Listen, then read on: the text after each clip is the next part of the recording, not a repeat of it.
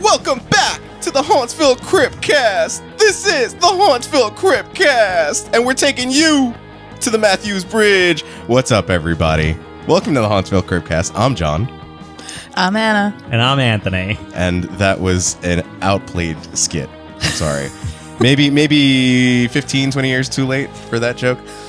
Today we're talking about nu metal horror, those horror movies that fully embody the melding of hip-hop and heavy metal from the early 2000s with their blue-tinged overlays and obsession with cybergoths.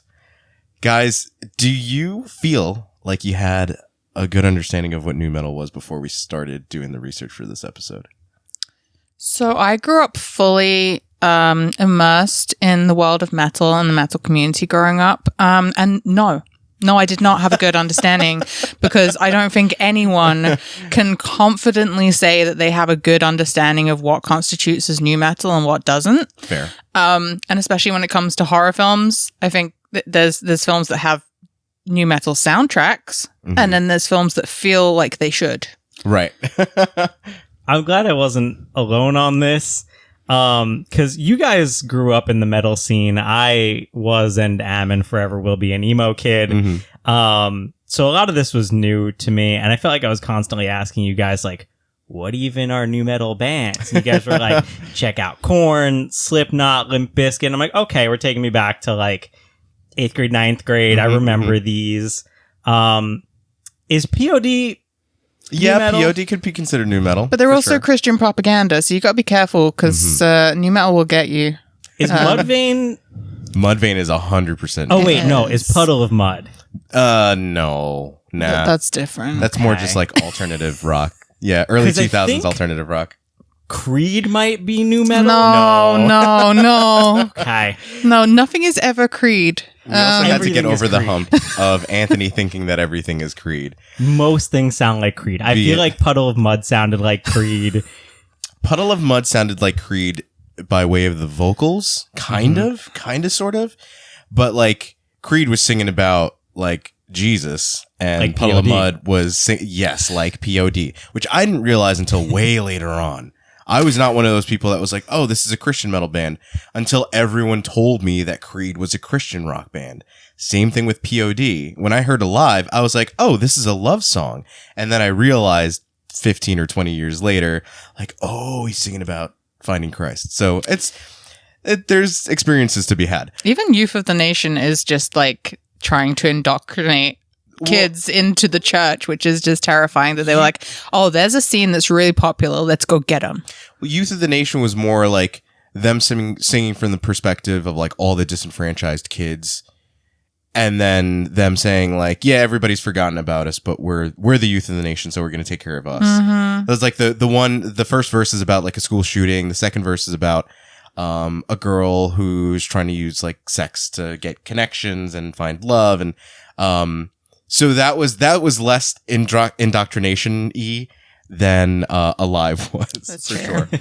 But nu metal, for the uninitiated, for those of you that don't listen to Limp Bizkit at least 2 or 3 times a week, nu metal was a form of music that came out in the early 2000s, late 90s, early 2000s, and was defined by the melding of hip hop and heavy metal. And so you had earlier examples of this, like Epic by Faith No More.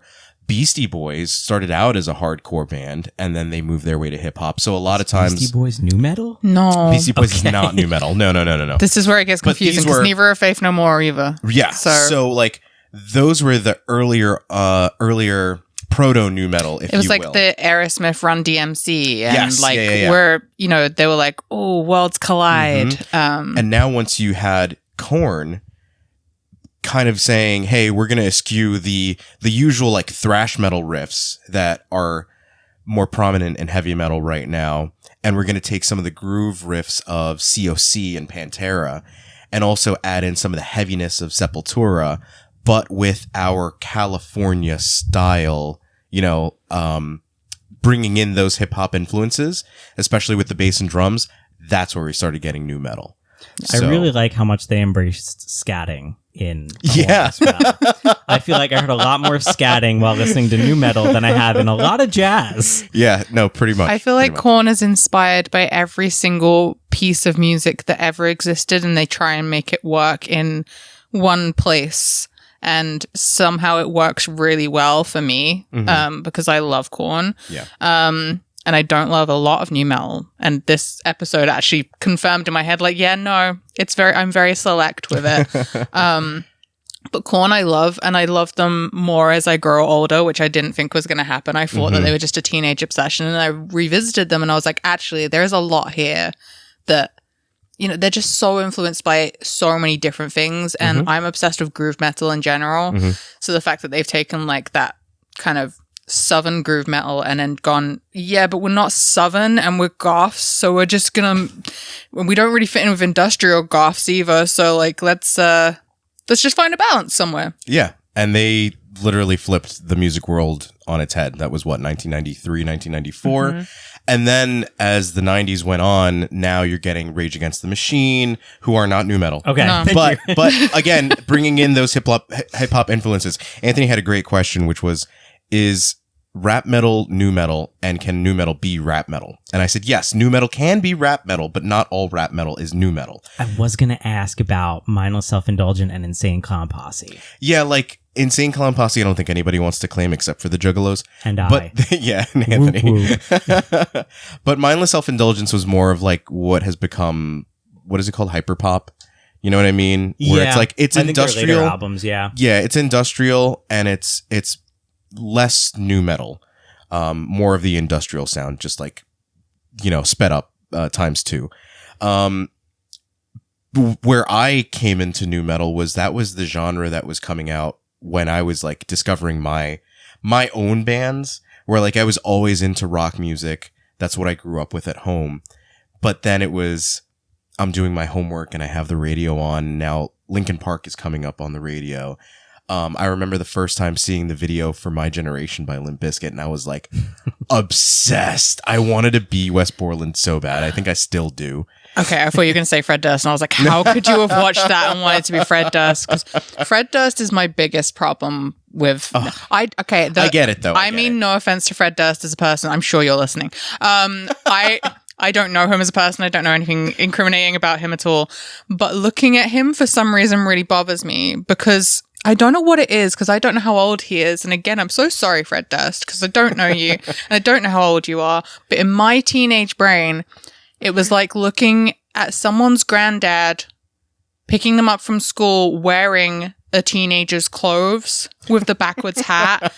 And I just couldn't unsee it. I was like, that's an old man in a backwards hat You just and don't like some Floridians. jorts. And for some reason that just really bothered me. And yeah, I did then find out that's like a whole style of Florida, and I'm so sorry. But at the time I'd never seen someone wearing that, and I was just like, wow, they think they're so cool for an old man. And he's probably not that much older than us. No, So yeah. not entirely. I think he's like 50 or something Yeah, like that now. but my 14-year-old little judgmental brain was like, what is he wearing?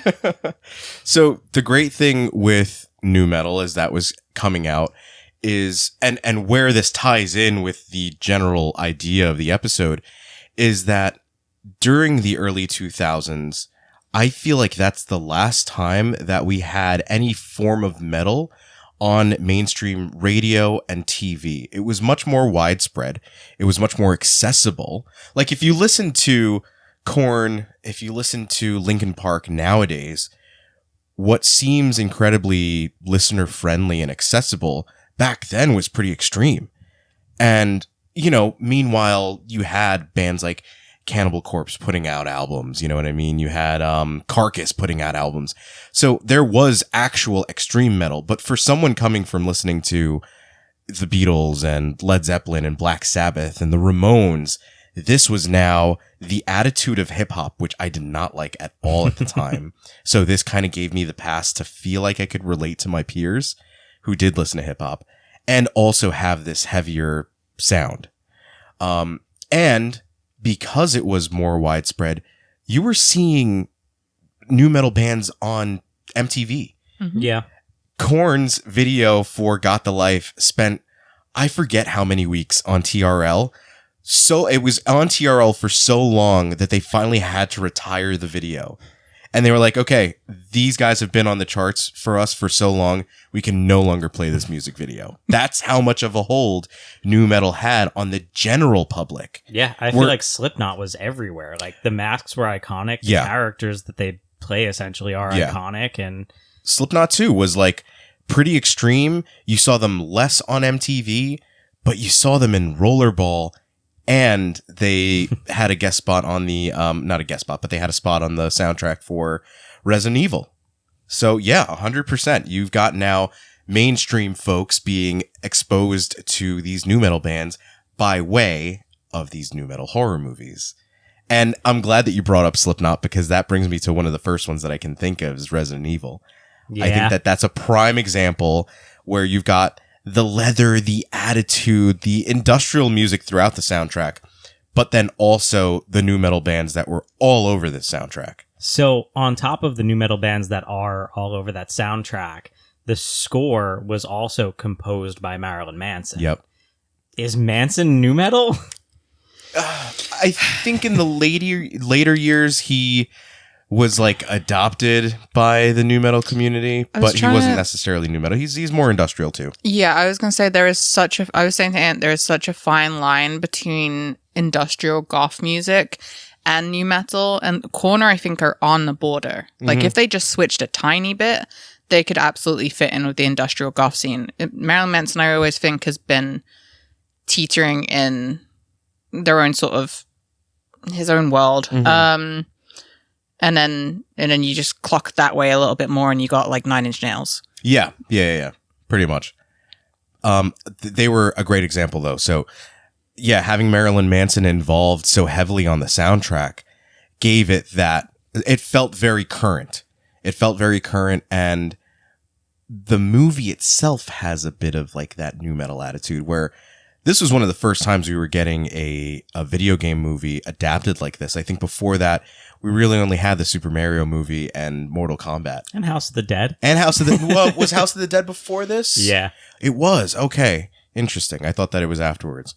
Not the greatest showing. Not that Resident Evil is all that great. Yeah. I watched Resident Evil for the first time last year, and I do think that everyone does have some really heavy nostalgia goggles for this, which is fine because I have learnt that I apparently do too for a lot of movies. But Resident Evil is definitely one of those ones that I think if you watched it growing up, you love it. And if you watch it now, then you're like, oh...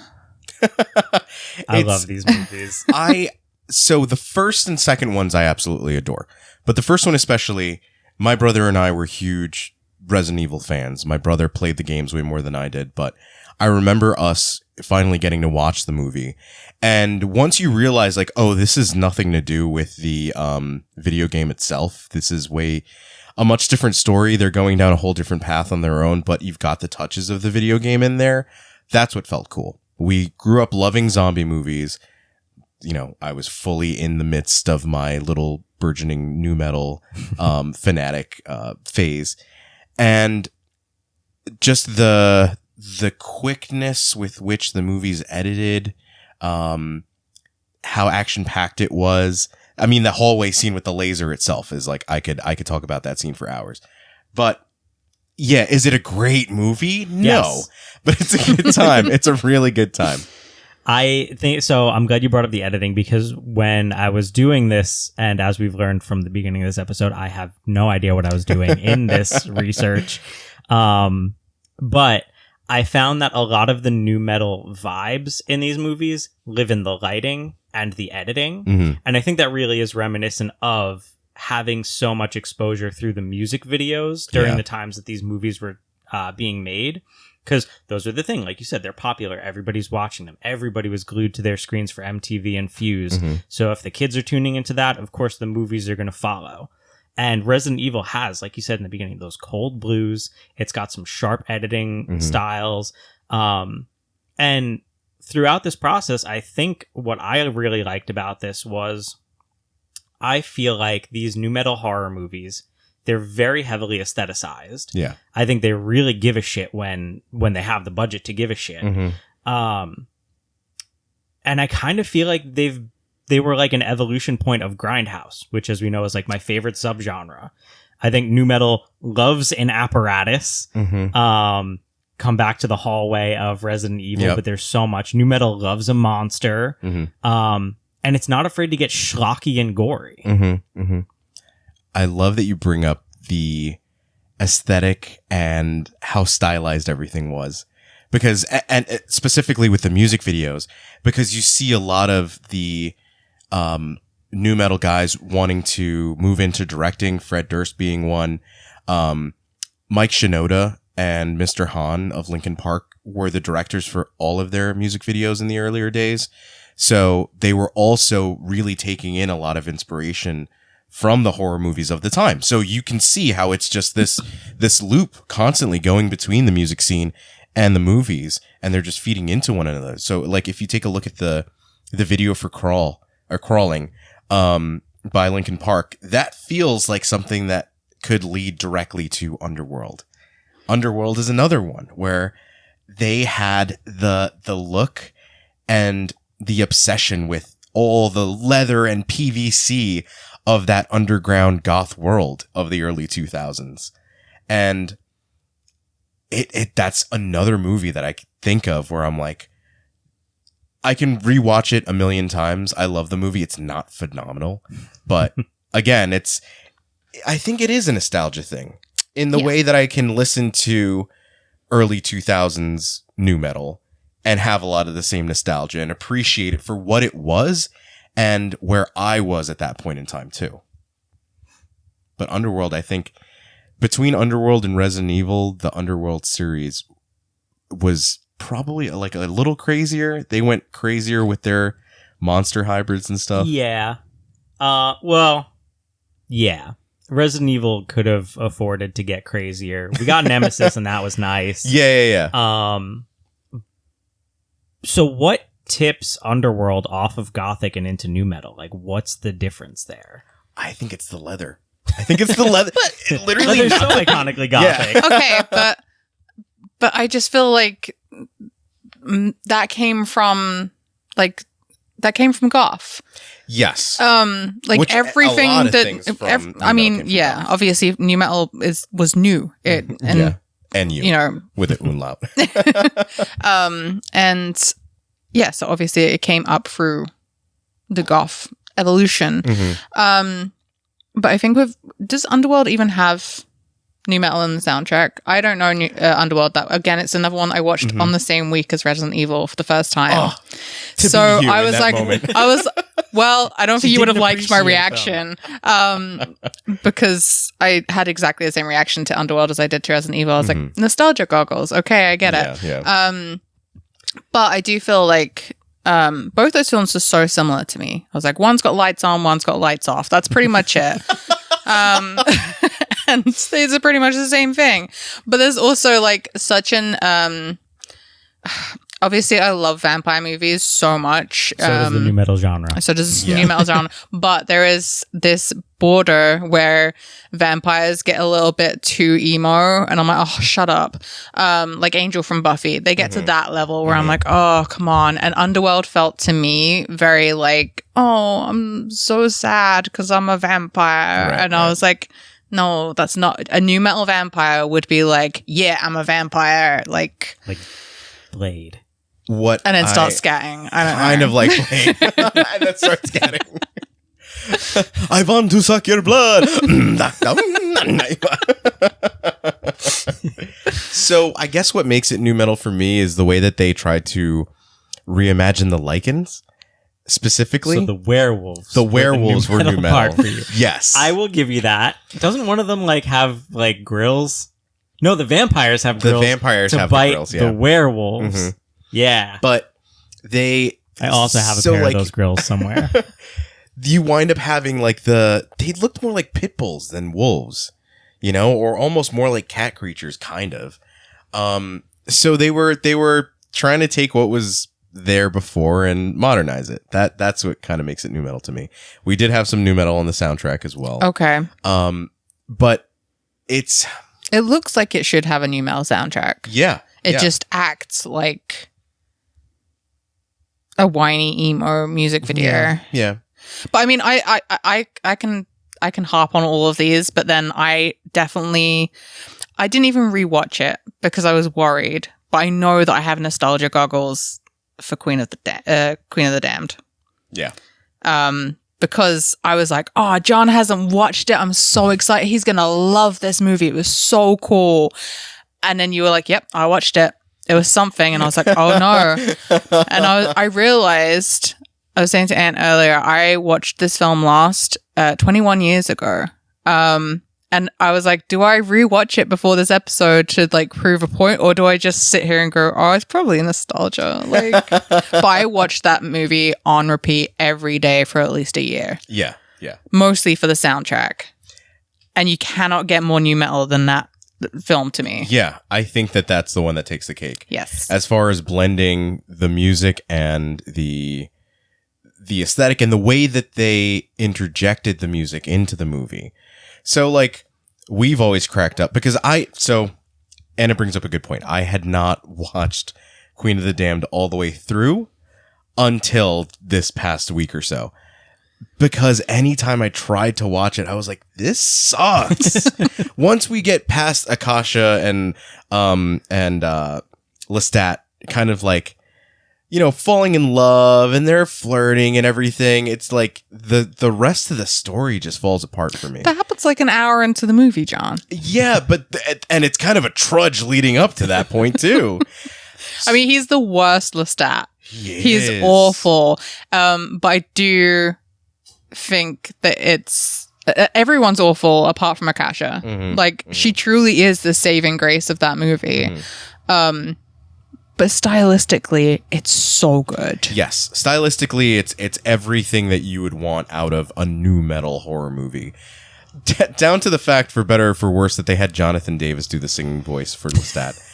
Because he's supposed to have the most beautiful voice in the whole world. It's described in the book as he has the voice of an angel, and he's out there singing the songs. And when I read the book, I imagined him as... Well, when I read Vampire Lestat, which is when we first start to see him go out there and perform in his rock band, I imagined him more like the singer from The Cult. I forget his name now. Why was it? Richard Ashbury? Oh. More like that. Yeah. Long black hair and just like this cool dude, like a voice almost like a more confident Danzig Pete Steele. Yeah. Exactly.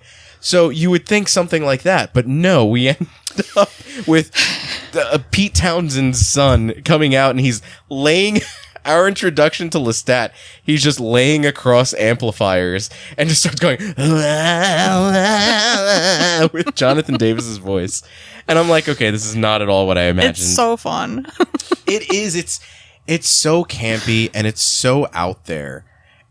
In a way that could only work in the early 2000s. Yes. If they tried to do that shit now, my God. Even now, with AMC doing the live show for Vampire Lestat, the kind of music that he's doing, they're pretty much doing Hedwig and the Angry Inch. Yeah. Featuring Lestat, which is great. It works right now. Yes. But back And this is the then- most perfect Lestat we've had. I will add that. Yeah, he's incredible. The current one, yeah. But back then, what we were getting was the feel of what was current. It felt like a very MTV movie. Everyone has seen the clips of Lestat and Akasha in the tub with the rose petals. Everyone has seen the scenes of him up on stage singing with the band. And it's just that it led with image first. Because even the soundtrack itself, I was not the biggest fan of the soundtrack. Okay. But I appreciated the fact of how many new metal artists were on there. I love the soundtrack still. Like, I still listen to the soundtrack way more than I ever watched the movie. Yeah. But that's because it's a mixer of Jonathan Davis and Chester Bennington, mostly, and Kidney Thieves. And those are just listenable bands, and they're singing about vampires. And if I can listen to vampires all day, then that's what I'm going to do. Yeah. It's not to say that I didn't enjoy the movie, because now that I've finally watched it all the way through, I get it. I get it, and it's kind of required That's watching. my nostalgia goggles. And it was also like in the way that The Crow was very good at encapsulating what the early goth and industrial scene was like musically aesthetically and everything for the early 90s. Yep. That's what Queen of the Damned did for the early 2000s and the new metal generation. Right. So you were getting to kind of see a bit of yourself out there. And in the same way, the movies really do embody like the attitude. That's another big thing too, was this idea of the attitude of the early 2000s. Attitude Era. Yeah, exactly. So everything was trying to be more edgy. Yep. Everything was trying to push the boundaries. And so these movies also did that. The future. Oh, go ahead. Go ahead. The future Crow movies also took that step into the new metal direction because it was popular. Yeah. They're not the best. Mhm. I have a special place in my heart for City of Angels. I think that movie's fantastic. Was that Keep Edward me Furlong, alone. or is that the one with the guy from Iron Maybe. Chef? I think it was the one with Tara Reid and Edward Furlong. I never watched So any of bad the with sequels. actors. So But I remember walking into Blockbuster and seeing the cover and being like, I don't think so. Because I was still adamant that I would not watch a Crow movie that wasn't Brandon Lee. I'm still like that. Yeah. So, I mean, okay, we'll do The Crow another day. But the big thing is, as far as the comics go, there are so many crows. Yeah. And this is where the future movies did it right, not the recent remake, where you don't have to do Brandon Lee's Crow. You can do another Crow down Yeah. the line. And so the next 3 movies after that all took on, maybe not Wicked Prayer, but they all took on this kind of new metal vibe. I did look at the soundtrack and they've got like a flood of different new metal bands on all of the soundtracks, apart from the first Crow. All of them Yeah. are just like chock full of new metal. Maybe I don't remember Wicked Prayer as well as I should, but I felt like Salvation really took the new metal attitude to that level. Salvation is very cold and blue. It loses a lot of the dark blacks and shadows of the earlier Crow movies, because The Crow and City of Angels are very much that. And another thing I noticed with these new metal movies is new metal loves crime and revenge.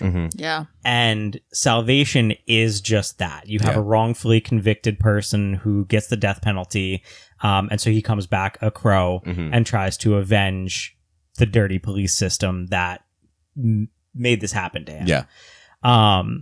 So, like, the whole attitude of Salvation is new metal. I believe the soundtrack is pretty new metal as well. But again, I think Creed is new metal, so don't take my word as gospel on that. No, it does make sense though, especially the I feel like the crime and punishment kind of goes into like the rap element that kind of came into metal. And a lot of metal is about being angry at people, the system, and I feel like mix it with like it was like the Aerosmith Run DMC. It was like, oh, hey, we're both angry at the world and at the system and the way that things are run in the world. Let's just sing about it. So I think that new metal was very much like that, but also in the early 2000s with the Attitude Era in every element of, I feel like everyone took things way too far sometimes. And like one big problem with new metal is that a lot of the lyrics are very, I say hateful. A lot of metal is very hateful, but it's very misplaced hate, and a lot of it tends to be very misogynistic and a very against of like how you treat women, which not for nothing did kind of correlate with the rap era at the time as well. So it's kind of not surprising that they would use it in something like someone being killed for the death penalty and then coming back again. It's interesting that you mentioned that too, with the way that as we're talking about metal, the what made it new metal was the hip hop influences. And that's a good point too, is where this was like, for a lot of people, myself included, this was their only exposure to hip hop. It was kind of, in a way, making hip hop feel safer and more digestible. So where a lot of that misplaced rage that you were seeing from frat boys in the late 90s, early 2000s and stuff along that line. Think of like the Woodstock documentary, right? Talking about how The 99 these one. guys were, destroying the stages and lighting fires and all this stuff, because you've got a group of testosterone filled. I will blame frat boys for that. Sorry, but I will always blame frat boys for making nu metal as like, I don't know. It was all the white frat boys that made metal like into this disgusting thing where everyone was being violent towards each other. That's my opinion. Yeah, and you're right. It's not like this was not the first time that music was talking about violent themes. Mm-hmm. It was, but it was now used as like what people talk about with bro metal nowadays, right? Like Five Finger Death Punch. Like you see like a douchebaggy guy in an Affliction t-shirt and you're like, right, he listens to that band. And in that same way back then, these were the guys who would not be listening to, they would not be listening to Metallica. They would not be listening to Anthrax. They wouldn't be listening to thrash bands. They're going to listen to what's more accessible. They're going to be listening to stuff that's now off of the soundtrack of their movie, right? Freddy vs. Jason, an incredible movie teaming up the two worlds of Freddy and Jason, all with a soundtrack of nu metal and like the tail end of the nu metal era and the beginning of metalcore. Because we had Killswitch Engage on there. You had Il Nino on there as well.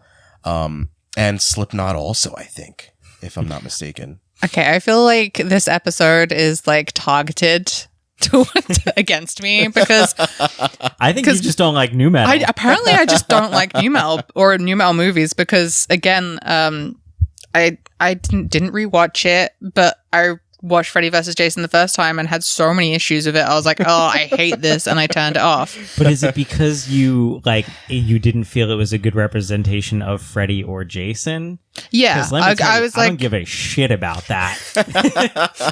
I think in my little autistic brain, I was not ready for there to be so many things that were fundamentally like wrong, and I wasn't ready for it to be fun and stupid. Right. Even though they're both stupid franchises, my brain was like, well, that wouldn't make sense because Freddy wouldn't do that. Well, no, but like Freddy would do this. But oh yeah, but Jason's an idiot. Like, why would that happen? And I forgot to have fun with it. And I'm sure I would have fun with it now. I love that movie. But at the time, I couldn't. It's a way to introduce people to both franchises. No. It's true because you get to see like this Clash of Titans, right? Pretty much of these two horror movie heavyweights, and then you can kind of have people explore and I think that's exactly what it was. You just had to have fun with it, but I can also see how like as a purist for those two franchises separately, you're like, it would have been better if we had done this. Like, I didn't need a Freddy slug. And, I didn't need the misogyny in the way that he attacks Kelly Rowland. Yeah. That's definitely one thing that, like, stuck in my brain forever. But it was one of those other movies where you are... again, back to the point of the frat boys and the misplaced rage. The way that your everyday person could go see this movie, and these weren't people who were super fans, maybe, they hadn't watched every single movie in each franchise, but they're going to see a main event. They're going to see this huge, event movie, this summer blockbuster. Weird for horror movies to come out in the summer like that. You expect them around Halloween, but that's how they make more money. And yeah, so you're bringing in people who are not your normal audience. And in the same way that helps to expose more people to new things, and then they can start exploring and saying, cool, I want to watch all the Freddy movies from number 1 onwards now. I want to go watch Nightmare on Elm Street and listen to Creed. Let's go! You joke, but Creed was on the soundtrack for, what was it, Scream 3? I feel like everything was on the soundtrack for Scream 3. Creed was not nu metal, but they did have like a heavier song. I think it's called What If. That wound up on the... What if Creed were good? What if Creed were nu metal? What if Creed got together What if Creed were anything that Ant thinks that they are? What if Creed didn't feud with Fred Durst and then actually wound up making a song together? But yeah, the whole scene while... I went to go call him Putty because I'm thinking of his character in Seinfeld. Cotton, when he's getting beat up like in his office when he tries to save his girlfriend, the song that's playing is that Creed song. So actually, it's funny that you've reminded me that Creed is in I guess we can call Scream 3 a new metal movie. I don't know. I don't know if I'd go that far either. Soundtrack wise, probably. I remember them playing a lot of new metal throughout the whole movie. I just don't think vibes wise, it was the frat side of of things. So that's a great point. What do you think were the correct vibes, and boxes that were not checked by that movie that are checked by something like, Queen of the Damned, let's say? Because I'm just thinking of the fact that Static X's Cold was on the soundtrack for Queen of the Damned. I love that song. It's the only Static X song that I like. Get out of here. Yeah, sorry. We're going to have a different discussion once this episode ends. We'll go on scrap metal and we'll have that debate. Okay, yes. Yeah, I think the grittiness and the lighting have a lot to do with giving it that vibe. I think if Scream 3 was set in a basement the entire time and that's where they're having a party, and it was really like dimly lit blues and reds, then it would have been new metal. It would have been the most new metal with that soundtrack and those vibes, but it was too clean. Okay. That's what I think anyway. It needs to feel like it belongs in the Saw franchise before the Saw franchises exist. Because Darren Lynn I knew you were getting there. Darren Lynn Bousman is definitely a huge new metal fan. Yeah. Because nearly all of the Saw movies are a new metal music video. Yeah. That's one of those moments where I really love that these new metal movies have become a Grindhouse evolution. Saw definitely feels like a new metal music video. It, I think, really introduced that era where we're getting the deep greens in horror. God, everything was so green after The Matrix. Oh my God, yeah. Yeah, so from Saw, we get to the point of The Collector, and this is where my list starts to struggle. Okay. I think The Collector, because it was originally written as a Saw prequel movie and it didn't get picked up as that and got to be its own thing. That. Yeah, so once you put 2 and 2 together, it really makes a lot more sense why The Collector is so trap heavy. But I think The Collector is full on new metal vibes. I don't remember whether or not the soundtrack has any new metal on it. I am not the guy to tell you whether or not a soundtrack is new metal. But we really start to see that escalation. And that was, maybe 10 years after Saw. So we're still going.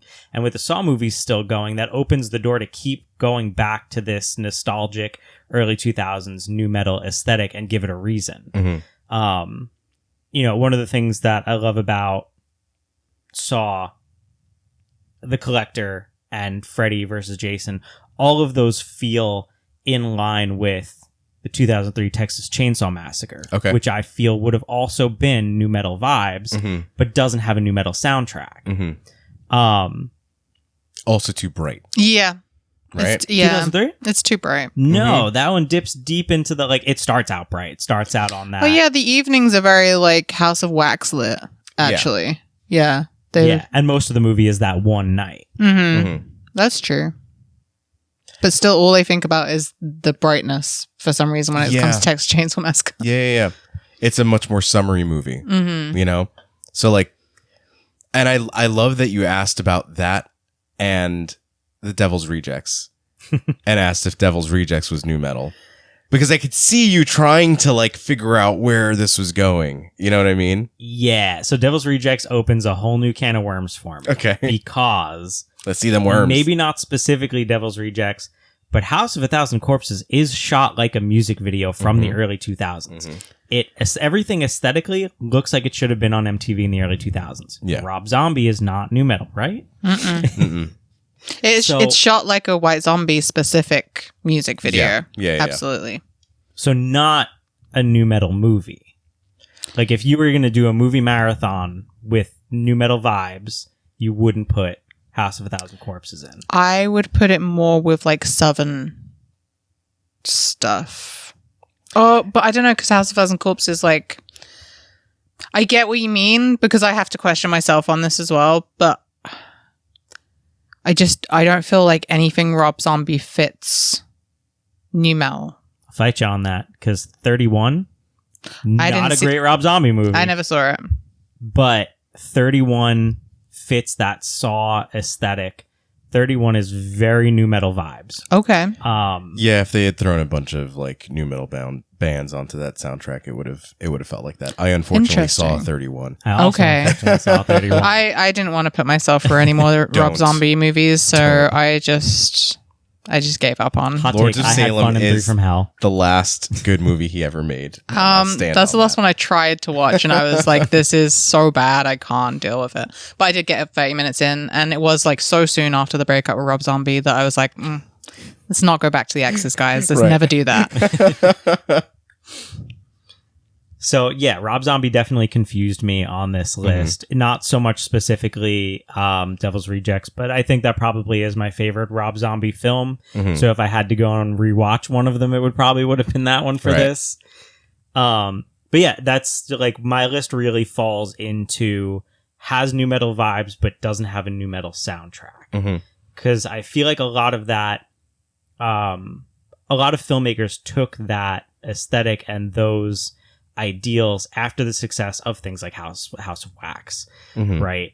You have major production budget behind this schlocky nu metal style movie. So other people wanted to cash in on that. They wanted the views. They knew people would come back and continue looking for it. Right.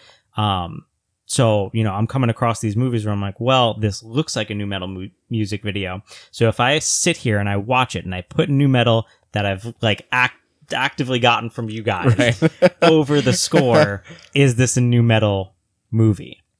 And this kind of took me back because I've always loved the indie horror scene. I loved going to Blockbuster and pulling the stuff that nobody's looking at.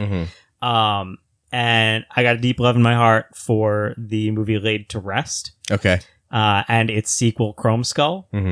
And the first one, Laid to Rest, even though I forget who it's scored by, but it's Should have been Lamb of God.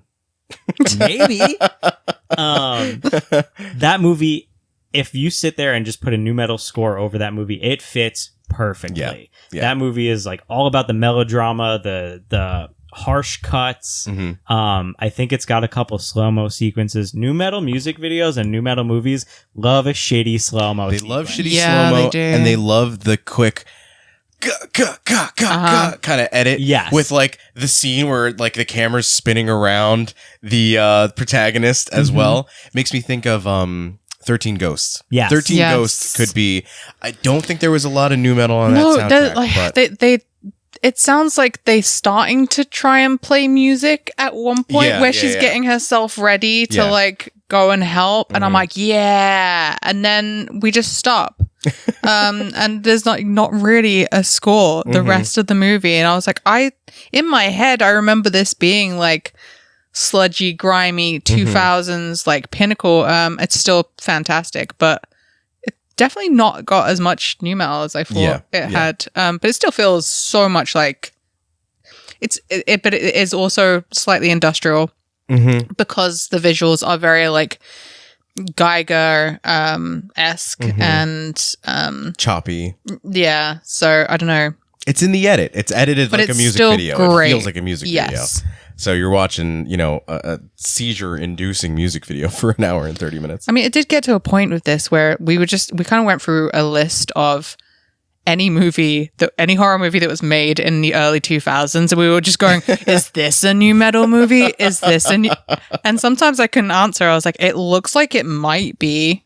And I feel like there was House of Wax that we rewatched, and we're like, yeah, this is definitely a nu metal that movie. so much. And yeah, I remembered not being that interested in the remake of House of Wax when it came out. And then rewatching it, I'm like, actually, this is pretty good. Which I was really surprised about. It absolutely has the nu metal attitude across the board. Every character It does. in that movie. Not the soundtrack, but definitely the vibe. Yeah. Yeah, every character in that movie, though, they have this 90s, 2000s almost entitlement attitude that I think goes with like kind of what you guys were saying about the early era of nu metal. Yeah, I like, what is the brother's name? Nick? I think so. Like, he comes off as, like, an asshole for most of the movie, and then you find out as it unfolds, like, he's, like, pretty layered, like, not responsible for the things he's responsible for, and will absolutely throw down for the people he needs to throw down for. Yes. I feel like he had that, like, new metal attitude. Yeah. Also, I will say, like, not for nothing, Paris Hilton was the best actor in that. And I'm not being You sarcastic. leave Jared Padalecki alone. You I haven't watched enough Supernatural. no one in that film was bad. I do think he was the worst. I don't think anyone in that movie was bad at acting, but Paris Hilton really gets way too much shit, and especially from people like us who grew up around that era and were taught not to take Paris Hilton seriously. Yep. Paris Hilton was good. I'm just putting it out there. Paris Hilton was She good. played the role the way it had to be played. And she was good. She also, like, I'm a Paris Hilton stan, sorry. I am. But you're right. In the Justice. same way that we were being told, like, okay, this is the safe version of hip hop for the suburban masses to take in, we were also told Paris Hilton is a dumb bimbo. Come watch this movie if you want to see her die.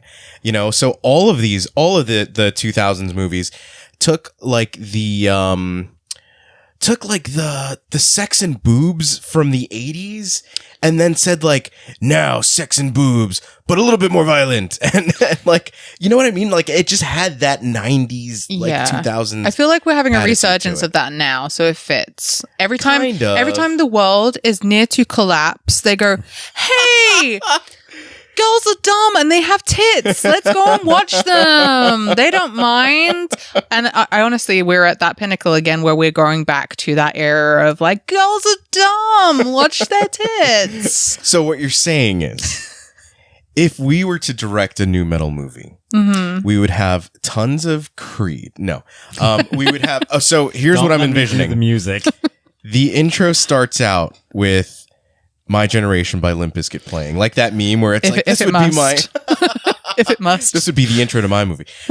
So it's playing over the opening credits, and then we jump into a group of teens who are now going into this underground club. With their boobs out. Not yet. Oh, We're getting there. we have to pay for that. So they're going into this underground club. Everything is edited really choppy. Lots of blue overlay. There's vampires in the club. There's a Dr. Satan in the club. There's these weird pitbull cat looking werewolves in the club. And then Sydney Sweeney, who is all over all the posters and the cover of the movie, Who I will and not in try and all the defend. advertising, comes in, shows the boobs, and she gets killed first thing. And everybody's like, "Oh, I thought she was going to be the star." Except we're right about Sydney Sweeney. We weren't right about Paris Hilton, guys. But also, you just described an episode of Buffy. Okay. Hot take with House of Wax, though.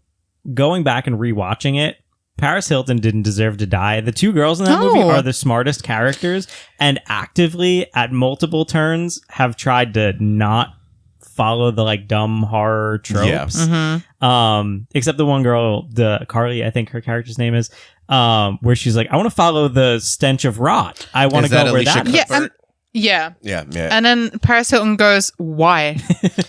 And she's like, First shot. "Cause." making And this she's movie and she's not like, happen. she's like, "Oh yeah, that makes sense. Follow the putrid smell. Let's just leave." And the amount of times that Paris Hilton goes, "Guys, we should probably just leave." Yeah.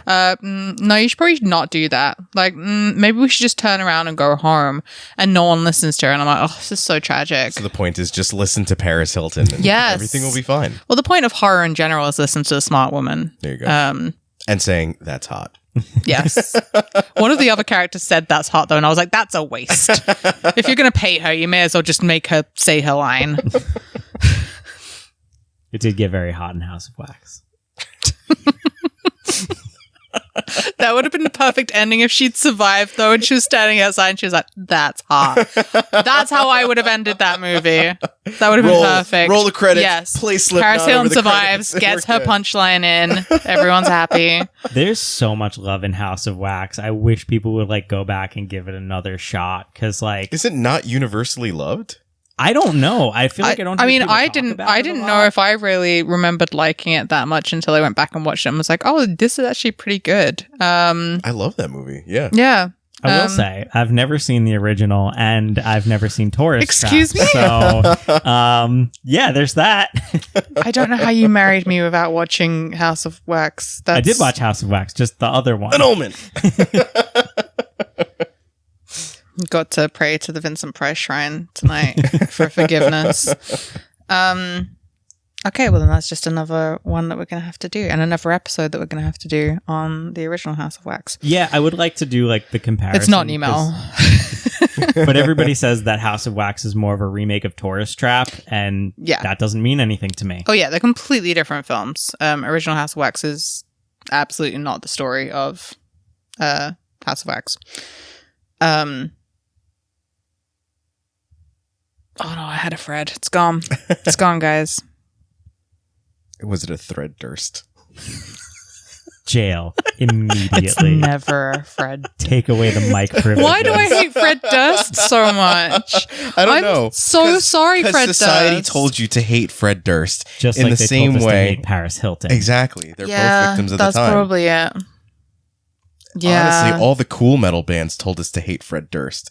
I remember having to watch a DVD, a Black Label Society like concert DVD. Oh no, you and had to. he goes on a rant. Zakk Wylde goes on a rant about how he hates Limp Bizkit, and he uses a real choice word to describe white people that listen to hip hop. And I was like, oh no, don't use that word. I mean, to be fair, if we listened to everything that Zakk Wylde said and took it seriously, then like the world would be doomed. Because he also said, no one can replace Dimebag, and I'd never do a reunion tour for money.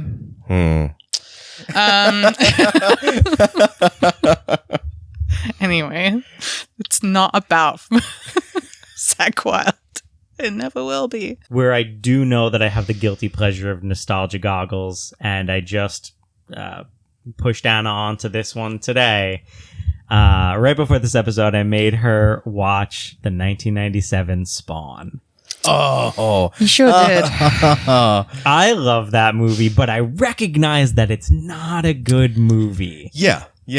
Well, yeah, no, it's not. But I will tell you that the one redeeming thing about it was, and I cannot pronounce his name even though he's one of my John favorite Leguizamo. people. Yeah. He's one of my favorite people in the whole world. I love him so much. His Violator is perfect. I spent most of the time watching Spawn telling Anthony how much I loved him. And love Anthony, obviously. But he's just so versatile. Yeah. And I just think he was a saving grace of that movie, because I could have watched him on his own for that entire movie. He was so good. John Leguizamo has this Robin Williams type of energy to him. Yes. Where it's like, just let him riff. Just like him and Jim Carrey. Yeah. You know what I mean? Like, He's just so just talented. let them riff. Whatever comes out is going to be amazing. I love him. But And I feel like he's that probably a movie's great. really nice person.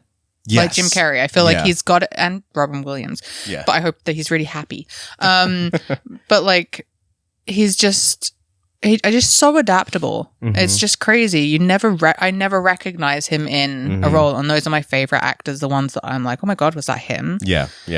He did such a good job. But the rest of that movie, yeah, I'm mad because we watched the opening credits, and I said to Anne, oh, Greg Nicotero. And he was like, yeah, don't get too excited because he's got like a tiny bit of makeup and the rest is CG. And I was like, oh. And then I was like, oh, wait.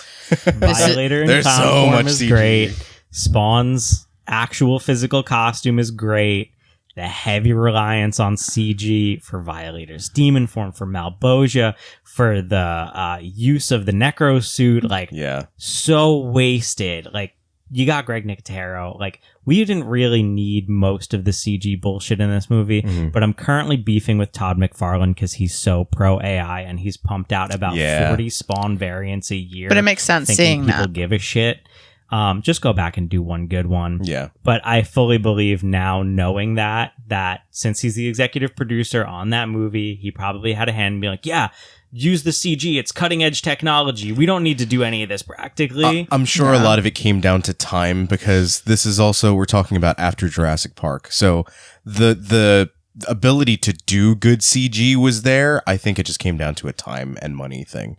you know. I mean, clearly he doesn't like paying people if his whole thing is like, yay, we can make a whole thing with AI now. And so, yeah, he obviously didn't pay for good special effects. I it came think to that was the CG. studio, because the studio Yeah. was trying to pump that movie out as quickly as they could. That I believe. Yeah. Yeah. I mean, it's just such a shame because, like, the comics aren't, like, I love on, like, original Spawn. yeah. Original Yeah. Spawn. and they're not, like, they weren't, like, super serious for the time. But, like, you did them dirty in Yeah, the movie. 100%. Like, it was annoying. 100%, and it should have just been the John Lucas on the show. Yes, everything should be. I will say, to credit where credit is due, because the comics are fantastic. The animated series is also very new metal. The animated series is a fantastic adaptation of the Spawn comics and like variants within that world. Yeah. It's gritty. It's beautifully animated. That's like true artists doing real work. And I am happy that there's like a new metal animation scene that still exists. Because again, new metal loves this kind of like gritty underworld. Yeah. While going back through this, did you guys play the Devil May Cry games? Mm-mm. I feel like Devil May Cry is very new metal vibes. It's like modern demon slaying. Okay. And then the new TV series that they just did is also very new metal vibes. Okay.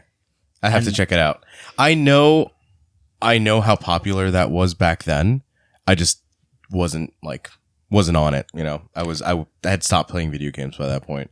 I played video games incessantly. I remember playing it at a friend's house, and I remember thinking, oh, this seems really gritty and dark. I kind of want to play this, but I never went back to it, and now I'm kind of regretting it. It is gritty and dark, but it's also that like you're in like an urban city, like you're among like just everyday people, but you've got the like leather-clad half-demon brothers fighting through the underworld with guns and swords and whatever's at their disposal. You know, God forbid Dante stop for a slice of pizza in the middle of an action sequence. I love the Devil May Cry like whole aesthetic and world that they've built out of that. I feel like that's very new metal. And on that same note, because new metal loves vampires and leather, Castlevania. Yeah. Not like the original Castlevanias, but later on, one of my favorite ones, I'm drawing a blank on the name. It came out for the Xbox. Lament of something. No. But the later games did get that like leathery gothic vibe. Underworld vibe. Yeah. Very underworld. I do love just how we were able to like wrangle in a bunch of different movies that you wouldn't necessarily think, okay, like this is a new metal vibe. You know what I mean? But we can see how the influence trails out. You know, even talking about Todd McFarlane, Korn, and the cover for Follow the Leader, the music video for Freak on a Leash, and oh shoot, what was the other song that they used him on? Is it Falling Away From Me? Is Todd McFarlane Yes, it involved? was. Right? It starts out with yeah, the animation. Because remember I said to you the other day, I need to show you Freak on a Leash music video at least for the animation, and I never got around to actually showing it to Ant. But yes, I think research on my own for better or worse. But yeah, so there are so many little touches within that whole entire era, and I'm glad that we're starting to see some of that, the resurgence and love for new metal out of the artists that are coming out nowadays, and also like the audience. Gen Z is super pro new metal. We have Gen Z to thank for Jenko's coming back and for me wearing these baggy pants that I just bought. Thank you, Gen Z, for bringing back baggy clothes. My God. Yeah.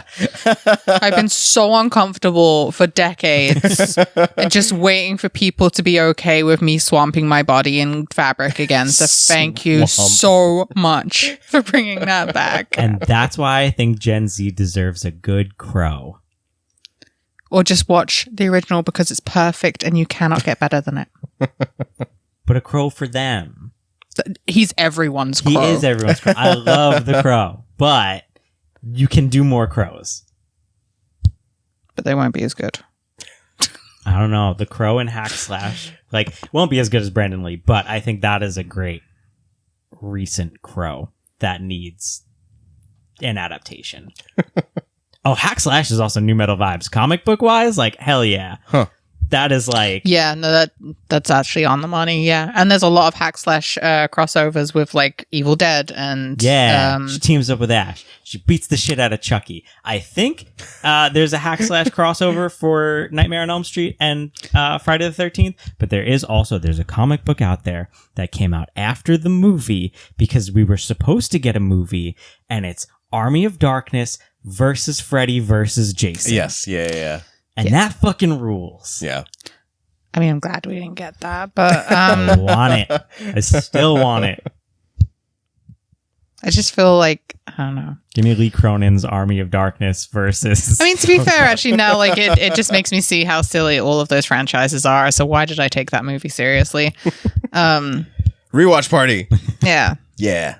But I guess that's the same with Chucky's Ridiculous, and Bride of Chucky was ridiculous, and that was new metal as well. Right? Yeah. Bride Chucky. Yeah. Mm-hmm. It had enough of the industrial stuff, but that did feel very new metal too. Yeah, I think it Again, was kind of like it was- borderline. Just the way that they redid Chucky, that in it of itself is new metal, you know, deciding to have him all scarred and everything and stitched up and stuff like that. Very new metal. And have an attitude. Like, Yes. yeah. Chucky's always had an attitude. I know, We but, didn't. but I feel like they amped it up for Bride of Chucky, and they tried to make him charming at the same time. And then yeah, they tried to make him into like that charming, like, Dad energy. The manipulator. yeah, like manipulative, Yeah. narcissistic boyfriend. And that was the whole point of Tiffany, was to be like, and she had a moment where you were like, oh, she gets it. Yeah. And then the rest of everything, the franchise happened. So I think the conclusion that we've come to is that we need more movies with new metal vibes, and we've got to tie Anthony to a chair so he can play correct new metal for him. And then he'll just call it Creed. Yeah. It all sounds Who am I like kidding? Creed. Anthony, do we have a fear of the day? My fear being that you're going to think that everything is Creed no matter what we tell you. That's pretty close. The fear of the day is melophobia. Oh no. Fear of Creed. No. Fear of music. Yeah, I It was is going the to fear say. of music. I realize I've had my notebook out the whole time. I hope none of you guys cheated. Oh, so I think it was just more the kind mellow. of you to think that I can see that from here. So our recommendation is Strangeland. And strange is an understatement. This movie was something else. It definitely has new metal vibes. It was one of the movies that we watched earlier in this watch through that I was really sitting and questioning what the difference between gothic and new metal was as far as aesthetic goes. But it's so very early 2000s. It is a AOL chat room crime drama. And as I stated, new metal loves crime and revenge. And this is all full of crime, revenge, and some deep, heavy aesthetics. And D. Snyder. And Dee Snider. That's very important. Thanks for tuning into the Hauntsville Cryptcast. I'm Anthony. I'm Anna. And I'm John. Happy haunting. Give us like a corn. Give us a coin. Go on, John. Give us a coin. Are we good to stop? Thank you. Bye.